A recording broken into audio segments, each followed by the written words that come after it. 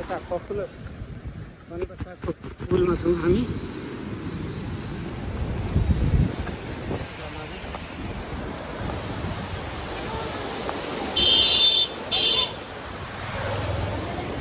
अगाडि गइसकेको हो नि त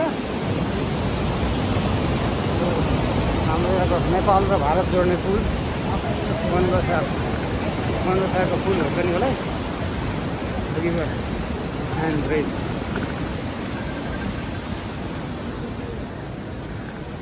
भुवन त केटा अगाडि पुगिसक्यो, कहाँ पुगिसकेको छ भुवन?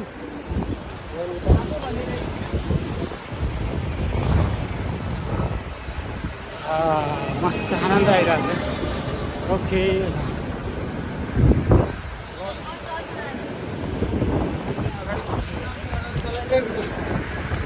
सनसेट राम्रो देखिन्छ। हेलो भुवन।